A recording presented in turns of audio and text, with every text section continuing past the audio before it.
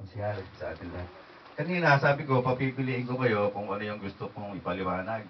Kung doon sa kasaysayan ng GIA, hanggang sa nabuo yung Megawayan Gardens Federation, o kung yung first project proposal of Megawayan Gardens Federation. Pero ngayon po, hindi ko na kayo papipiliin. Siguro nakapili na ho ako. At babasahin ko na lang po sa inyo para malinaw. Kasi mahirap din hong magpaliwanag nung mga ngapapa ko eh. Nire-realize din ako. Laban tubig yan.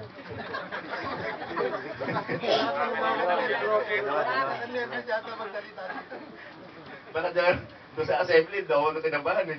O sir, Kinakabahan ako. huwag ka na yan. Awa sa akin yan eh. Sige ba, pasensya na po kasi yung iba, alam na to eh. Nabasa ko na po sa kanila to, kaya lang. Mas maganda kung madidilig po ng ating mga nanunungkulan. Ito po yung first project proposal of Megawayan Gardens Federation. Meron po itong title o pamagat na Pangarap ng Munting Kulisap. Noong panahon kami ay nagsimulang manungkulan sa GII Megawayan District Council, ay nagsimula din po kaming magsaliksik at pag-aralan ang mga problemang nakikita namin dito sa ating bayan. Ang pag-aaral namin ito at pagsasaliksik ay nagsimula pa noong taong 2009 hanggang taon kasalukuyan. Binawasan ko na po ito na iksiko. Bilis ko na po yung mga palabok. Pero mas maganda kung may mga palabok po, madidilig niyo yun. At saksi po dito ang ating dating deputy ng kapulisan dito sa bayan ng Megawayan, si Police Union Inspector Randy Corey. Dahil kasama po namin siya sa pag-aaral na ito. At narito po ang ilan sa mga kinalabasan. Sa matagal ding panahon ng paggamit ng tao sa kalikasan, ay hindi natin nakita kung ano ang mali at kung ano ang tama. At nang makita natin ito ay huli na. Dahil ang nakikita natin mga solusyon para dito ay may kahirapan ng gawin. Pero kung gugustuhin at magkakaisa ang buong bayan ng lalawigan ng Bulacan, baka sakaling may makita pang paraan. Narito po ang mga halimbawa. Ang pangunahin at magkahalintulad na problema at solusyon sa bayan ng Megawayan. Magkahalintulad po ito. Ano po? Sabihin, 2 o 3 po ito. Isang napakasimpleng paraan. Sabihin natin napakasimple. Kasi kung sasabihin natin mahirap, baka sabihin nyo, mahirap palang gawin yan, wag na lang. Kaya puro simple lang po ang gagawin natin, kahit na alam natin mahirap. Isang napakasimpleng paraan para masolusyonan ang mga pagbaha sa iba't ibang panig ng ating kapuluan. At ihahalimbawa po natin ang daloy ng trapiko dito sa bayan ng Megawayan para maging malinaw at ating maintindihan. At ito ay isa rin sa pangunahing problema dito sa ating bayan. Karamihan sa atin ay madalas na nadadaan sa toll gate dito sa bayan ng Megawayan at nakakita natin ang mga kalsada na nakaupong dito sa pinakarotonda. May mga sasakyan na nanggagaling sa Langka at Liptong, may nanggagaling sa Santo Niño at iba, may nanggagaling sa Metro Manila, Metro Gate at Pandayan Service Road. Ang mga sasakyan na nanggaling sa iba't ibang lugar na ito ay madalas na may pagkakataon na isang lugar ang patutunguhan, ang rotonda at ang nag-iisang kalsada ng Malhakan papuntang MacArthur Highway. At kapag nagkasabay-sabay ito, ay dito na ang problema. Sa madaling salita, ang solusyon sa trapiko ay magkaroon ng daan sa ibabaw at sa gilid ng nag-iisang kalsadang ito papuntang MacArthur Highway.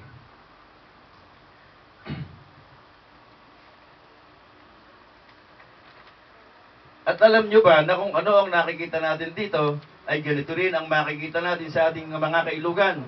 Magmula sa sapa ng Valenzuela na nakaugpong sa ilog ng Megawayan, Marilao, Pulo, Ubando, Bukawi, Balagtas at Plaridel. Lahat ng ito ay merong ilog na umaagos kapag umuulan. At ang tubig ulan na umaagos na ito ay iisa ang patutunguhan, ang bukana ng dagat sa Binuangan. At ito ang dahilan kaya nagkaroon ng malawakang pagbaha sa iba't ibang panig ng ating kapuluan. Hindi kayang iluwan ng sabay-sabay ang agos ng tubig sa bukana ng dagat, ang tubig ulan na nanggaling sa ating mga kailugan. At ang solusyon, kailangan luwangan ang ilog na malapit sa bukana ng dagat at laliman ang bungad at labas ng dagat na pinababaw ng napakatagal na panahon at alisin ang lahat ng sagabal sa pag-agos ng tubig sa ating mga kailugan, pati na rin ang mga pilapil ng mga palaisdaan na nagpakipot ng ating mga kailugan. Ganyan lang po kasimple. Pero ang panukalang ito ay hindi kayang gawin ng kahit alinbang nag-iisang bayan dito sa lalawigan ng Bulacan. Kailangan magsama-sama at magkaisa ang lahat ng bayan sa nasasakupan ng lalawigan ng Bulacan at pati na rin ang Metro Manila dahil epektado rin sila pag mataas ang level ng tubig dito sa ating bayan. Ito ay isang paalala sa mga kinaukulan at mga nanunungkulan sa ating bayan. Kapag ang ating pag-uusapan ay tungkol sa mga pagbaha, ang ating isipan ay nakatuon agad sa mga pagulan at pagtaas ng level ng tubig sa ating kailugan. Kung ating susuriin at pag-aaralan kung bakit palaki ng palaki sa bawat taon ang mga pagbaha na ating nararanasan at ang ating isipan ay dito lang nakatuon sa ating bayan ng May Kawayan, isang bagay lamang po ang ating matutuklasan, ang baradong mga tulay. Dahil kapag ang tatlong tulay dito sa bayan ng May Kawayan ay barado, posibleng tumagal ng 3 araw bago humupa ang tubig baha. Napakalaki ng diferensya.